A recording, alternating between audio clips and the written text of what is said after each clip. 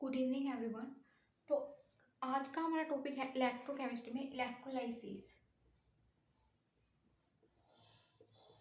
Electrolysis ठीक है। तो देखो, इलेक्ट्रो का मतलब क्या होता है? Electrical energy. ठीक है, हम बोल सकते हैं करंट, बोल सकते हैं एक तरह से। ठीक है। और लाइसिस का मतलब क्या होता है? ब्रेक करना या फिर डिकम्पोज करना, डिकम्पोजिशन। ठीक है। तो इलेक्ट्रोलाइसिस का मतलब क्या हो गया? जब हम किसी भी इलेक्ट्रोलाइटिक सॉल्यूशन से या उसके इलेक्ट्रोलाइटिक के फ्यूज से या इलेक्ट्रोलाइट के मोल्टन स्टेट में से जब इलेक्ट्रिसिटी पास करवाते हैं तो क्या हो जाता है? इलेक्ट्रोलाइट अपने आयंस में डिकम्पोज हो जाता है। इसी को हम क्या बोलते हैं? इलेक्ट्रोलाइसिस। ठीक है। तो इलेक्ट्रोलाइसिस क्या हो गया?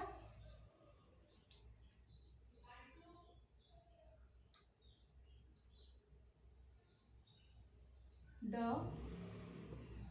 ब्रेकिंग, या बोल सकते हैं decomposition, decomposition of an electrolyte by passing electricity through its aqueous solution or molten state, या बोल सकते हैं फ्लूइड से। ठीक है। किसी भी इलेक्ट्रोलाइट में से जब हम इलेक्ट्रिसिटी पास करवाते हैं तो अपने आयंस में डिसोशिएट, डिकम्पोज हो जाएगा। इसी को हम क्या बोल रहे हैं? इलेक्ट्रोलाइसिस। ठीक है। अब देखो, इलेक्ट्रोलाइसिस प्रोसेस में होता क्या है? एक कंटेनर होता है, इसमें हमने जैसे मान लो कि ले लिया फ्यूज NaCl, NaCl का मोल्टन फेज में हमने ले लिया। दो मेटल रोड यहाँ पे हम लेते हैं, कनेक्ट करते हैं इलेक्ट्रिसिटी से। ठीक है। तो जो पॉजिटिव टर्मिनल से जिस मेटल रोड को हम कनेक्ट करते हैं उसको हम क्या बोलते हैं? एनोड। और नेगेटिव से जिसको कनेक्ट करते हैं उसको हम क्या बोलते हैं? कैथोड। अब ये क्या है? इलेक्ट्रोलाइटिक सॉल्यूशन है मोल्टन में। इस कंटेनर को हम क्या बोलेंगे? Electrolytic container. ठीक है। अब देखो, फ्यूज NaCl है तो इसका मतलब इसके अंदर क्या होंगे? Na आयंस होंगे और Cl आयंस होंगे। ठीक है। अब जैसे हम इलेक्ट्रिसिटी पास करवाएंगे तो क्या होगा कि जो कैटाइंस है वो तो मूव करेंगे कैथोड की ओर। ठीक है। और जो एनाइंस है वो मूव करेंगे कहाँ पे? एनोड की ओर। ठीक है। तो देखो, कैथोड पे क्या होगा? कैटाइन कौन सा है? Na positive. ये कैटाइन की ओर मूव करेगा, कैथोड की ओर। वहां से इलेक्ट्रॉन गेन करेगा और किस में कन्वर्ट हो जाएगा? सोडियम में। यानी कि जो कैथोड है उस पर क्या डिपॉजिट हो जाएगा? सोडियम मेटल क्या हो जाएगा? डिपॉजिट हो जाएगा। ठीक है। ऐसे ही जो Cl नेगेटिव आयन है वो एनोड पे जाएगा, इलेक्ट्रॉन लूज करेगा और किस में कन्वर्ट हो जाएगा? Cl के अंदर। ठीक है। अब Cl जो है वो अपनी एटॉमिक स्टेट के अंदर स्टेबल नहीं है, तो दूसरे Cl के डायटोमिक फॉर्म में एग्जिस्ट करेगा, तो हाफ Cl हम यहाँ पे लिख सकते हैं। ठीक है। अब देखो, ये इलेक्ट्रॉन गेन कर रहा है और ये क्या कर रहा है? इलेक्ट्रॉन लूज कर रहा है। इसको हम क्या बोलेंगे? डिस्चार्ज हो रहे हैं। ठीक है। और जिसका डिस्चार्ज पोटेंशियल कम होगा वो जाके क्या होगा? पहले जाके कैथोड या एनोड पे डिस्चार्ज होगा। ठीक है। यानी कि लो डिस्चार्ज पोटेंशियल होना चाहिए डिस्चार्ज होने के लिए या मेटल पे डिपॉजिट होने के लिए। ठीक है। तो अब देखो, यहाँ पे कैथोड पे कौन सा मेटल डिपॉजिट हो गया? Na। और एनोड पे कौन सी गैस इवोल्व हुई है? Cl2 यानी कि क्लोरीन गैस। ठीक है। तो इसमें यही पूछा जाता है नॉर्मली कि कोई भी जैसे मोल्टन NaCl ले लिया, लेड ब्रोमाइड ले लिया, लेड क्लोराइड ले लिया, तो बताओ कि एनोड पे क्या प्रोडक्ट बनेगा, कैथोड पे क्या बनेगा? ये वाले क्वेश्चन इससे पूछे जा सकते हैं। जैसे NaCl हमने लिया तो कैथोड पे क्या बना? Sodium metal. ठीक है। और एनोड पे Cl2 गैस वहां पे इवोल्व हुई है, ठीक है। ओवरऑल रिएक्शन लिखेंगे तो दोनों को ऐड करेंगे इलेक्ट्रॉन का, और ये क्या हो गया Na प्लस Cl, क्या बन गया Na प्लस हाफ Cl2, ठीक है। अब जो इलेक्ट्रॉन लेके ये क्या हो रहा है, इसका रिडक्शन हो रहा है, गेन ऑफ इलेक्ट्रॉन को हम क्या बोलते हैं रिडक्शन, लॉस ऑफ इलेक्ट्रॉन को हम क्या बोलते हैं ऑक्सीडेशन, ठीक है। रिडक्शन जो हो गया उसको हम क्या बोलते हैं प्राइमरी चेंज, ये क्या हो गया प्राइमरी चेंज। ऐसे इसमें यहाँ पे ऑक्सीडेशन हो गया, क्या हो गया प्राइमरी चेंज, ठीक है। लेकिन जो Cl है, यहाँ पे Cl बना था प्राइमरी चेंज में, ठीक है, लेकिन जो Cl है वो अपनी मोनोएटॉमिक फॉर्म में स्टेबल नहीं है, तो दूसरे Cl के साथ में कंबाइन होके क्या बना रहा था वो Cl2 बना रहा था, इसको हम क्या बोलेंगे सेकेंडरी चेंज, ठीक है। यानी कि Cl बना वो तो प्राइमरी चेंज है, जब Cl2 बन गया कैसा चेंज है सेकेंडरी चेंज, क्लियर है। तो समझ में आ गया कि जब मोल्टन हमने NaC लिया तो कैथोड पे क्या इवोल्व होगा और एनोड पे क्या, ठीक है। ऐसे देखो हम और एग्जांपल करते हैं, जैसे कि इसको रब कर लें एक बार,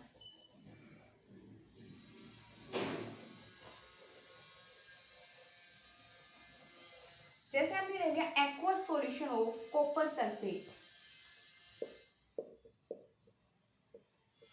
aqueous solution of copper sulphate, दो मेटल रोड यहाँ पे है, एक कैथोड होगा और एक क्या होगा एनोड होगा, ठीक है। तो अब देखो यहाँ पे क्या है कॉपर सल्फेट का एक्वस सॉल्यूशन है, तो कॉपर सल्फेट की वजह से यहाँ पे कौन से आयन होंगे Cu पॉजिटिव होगा और S सल्फेट आयन क्या SO4 2 नेगेटिव, लेकिन जो यहाँ पे एक्वस का मतलब H2O के अंदर COSO4 को डिजोल्व किया हुआ है, तो जो H2O होता है उसका भी क्या होता है पार्शियली आयनाइजेशन होता है, और जो H2O की वजह से इस सॉल्यूशन में कौन से आयन होंगे H आयन और OH आयन, ठीक है। तो अब देखो यहाँ पे क्या है, पहले हमने जो एग्जांपल लिया था उसमें एक ही तरह का कैटायन था और एक ही तरह का एनायन जो कि कैथोड और एनोड पे चले गए, लेकिन यहाँ पे देखो कैटायन भी दो हैं और एनायन भी कितने हैं दो हैं, तो इनमें से कौन सा जाके डिस्चार्ज होगा, जिसका डिस्चार्ज पोटेंशियल कम होगा वो जाके क्या होगा कैथोड या एनोड पे जाके डिस्चार्ज होगा, यानी कि इलेक्ट्रॉन लूज या गेन करेगा, ठीक है। तो अब देखो डिस्चार्ज पोटेंशियल की अगर हम बात करें तो कैटायंस के केस में क्या होता है,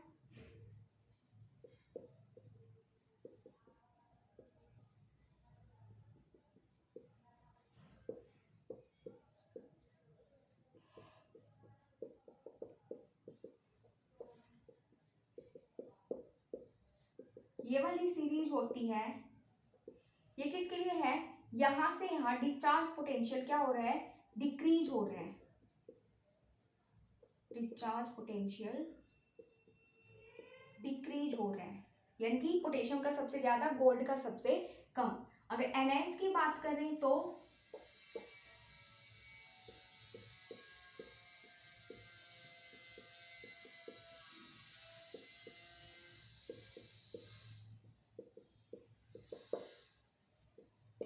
ये क्या है डिस्चार्ज पोटेंशियल का ऑर्डर, इसका सबसे ज्यादा और इसका क्या है कम, ठीक है। तो मान लो अगर दो आयंस है, दो कैटायंस है, एक मैग्नीशियम है और एक हाइड्रोजन है, तो कौन सा जाके डिस्चार्ज होगा हाइड्रोजन, ठीक है। ऐसे मान लो एक कैल्शियम है एक जिंक है, तो कौन सा जाके डिस्चार्ज होगा जिंक होगा, ठीक है। ऐसे ही में मान लो एक फ्लोरीन है एक नाइट्रेट है, तो कौन सा जाके पहले डिस्चार्ज होगा नाइट्रेट होगा, ठीक है। यानी कि जिसका डिस्चार्ज पोटेंशियल कम होगा वो क्या होगा इजीली इलेक्ट्रॉन लूज या गेन कर पाएगा और वो जाके डिस्चार्ज हो जाएगा, ठीक है। तो अगर हम यहाँ पे देखें कॉपर सल्फेट है एक्वस सॉल्यूशन, तो इसमें देखो कॉपर आयन है और हाइड्रोजन आयन है, ठीक है। कॉपर आयन है और कौन सा है हाइड्रोजन है, ठीक है। तो डिस्चार्ज देखो यहाँ पे कौन सा होगा, डिस्चार्ज पोटेंशियल किसका कम है कॉपर का, तो कॉपर आयन क्या होगा कैथोड पे जाके डिस्चार्ज होगा, ठीक है। तो कैथोड पे क्या रिएक्शन होगी, कॉपर आयन जाएगा इलेक्ट्रॉन लेगा और किस में कन्वर्ट हो जाएगा कॉपर मेटल में, ठीक है।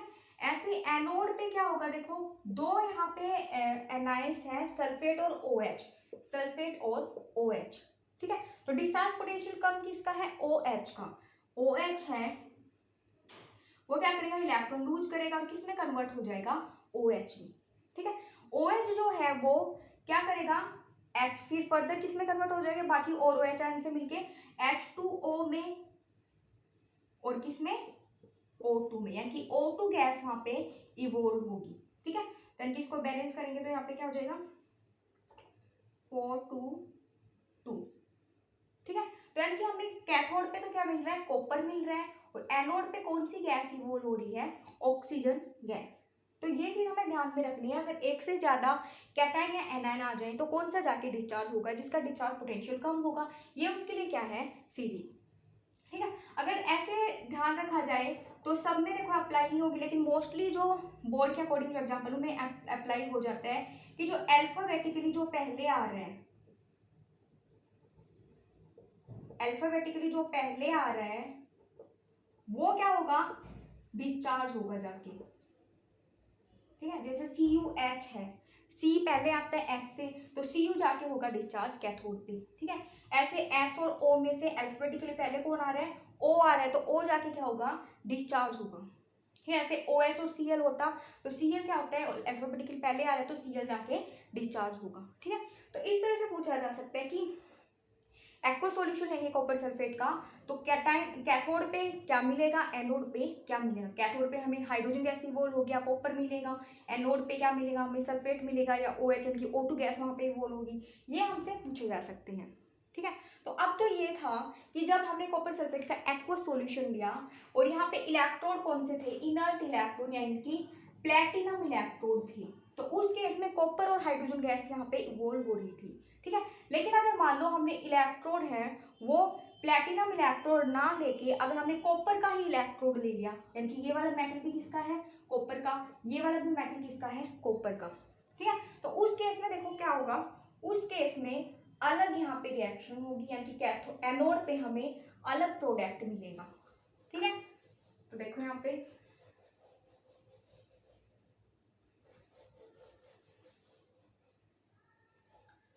अब हमने लिया एक्वस सॉल्यूशन ले लिया कॉपर सल्फेट का, और इलेक्ट्रोड कौन से ले लिए हमने, कॉपर इलेक्ट्रोड ले लिए। ठीक है, तो इस केस में यहाँ पे क्या होगा कि कैथोड पे तो देखो क्या होगा, वही कॉपर जाएगा क्योंकि इसका डिस्चार्ज पोटेंशियल कम है, इलेक्ट्रॉन गेन करेगा, रिडक्शन होगा और ये कॉपर में कन्वर्ट हो जाएगा।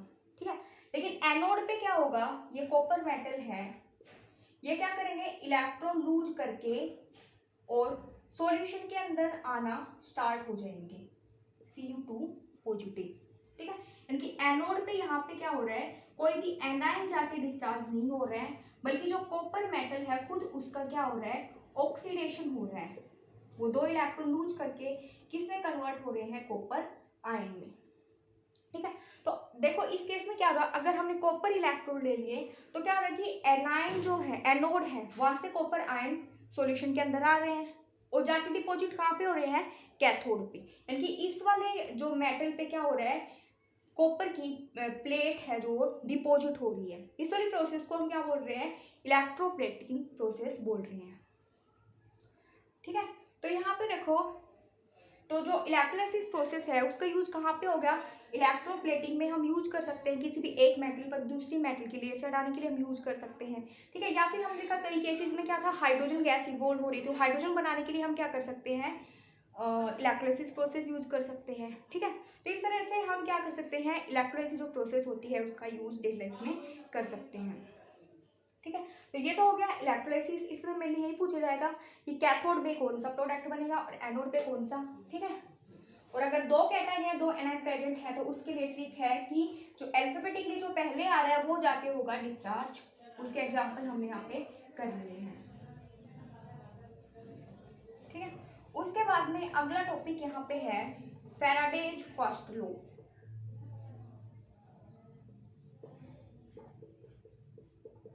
First law of electrolysis. ठीक है, देखो इलेक्ट्रोलाइसिस में क्या हो रहा था, हमने कंटेनर लिया था, इसको इलेक्ट्रोलाइटिक कंटेनर बोल रहे थे, दो मेटल इलेक्ट्रोड्स हमने लिए थे। ठीक है, ये है एनोड और ये है कैथोड। ठीक है, तो अब देखो यहाँ पे क्या हो रहा था कि कैथोड पे जाके कुछ मेटल क्या हो रहा था, डिपॉजिट हो रहा था, और कई केसेस में क्या होता है, एनोड पे भी जाके कुछ आयंस यहाँ पे कोई भी गैस यहाँ पे इवोल्व हो रही थी। ठीक है, तो ये क्या बोल रहे हैं कि ये कब हो रहा था, जैसे हम इलेक्ट्रिसिटी पास करवा रहे थे। ठीक है, तो ये क्या फेराडेज ने क्या बोला कि किसी भी इलेक्ट्रोड पे जो weight of the substance deposit होता है वो किस पे डिपेंड करता है कि हमने उस सॉल्यूशन में से कितनी इलेक्ट्रिसिटी को पास करवाया है। जितनी ज़्यादा इलेक्ट्रिसिटी पास करवाएंगे उतना ही वेट जाके इलेक्ट्रोड्स पे डिपॉजिट होगा। ठीक है, तो फेराडे का फर्स्ट लॉ क्या है, according to this law amount, या फिर बोल सकते हैं weight of substance deposit on an electrode is directly proportional to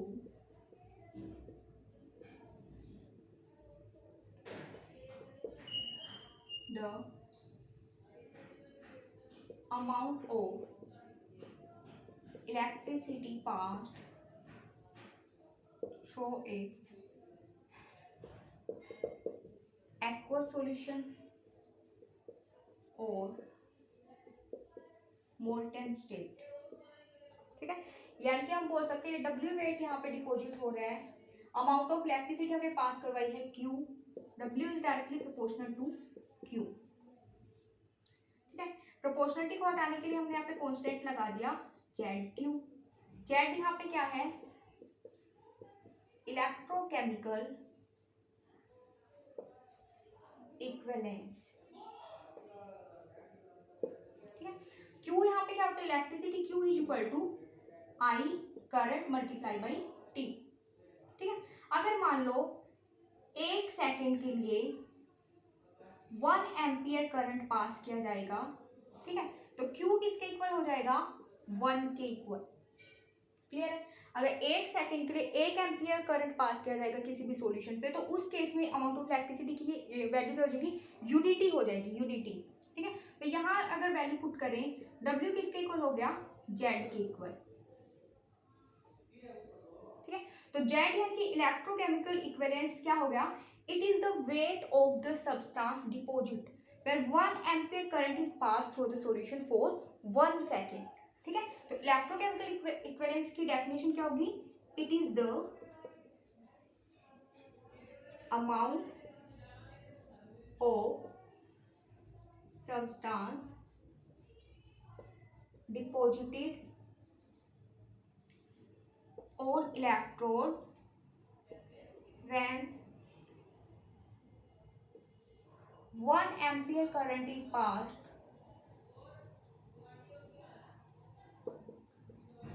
through the electrolytic solution for 1 second। ठीक है, तो उसको हम क्या बोलेंगे, इलेक्ट्रोकेमिकल इक्विवेलेंस।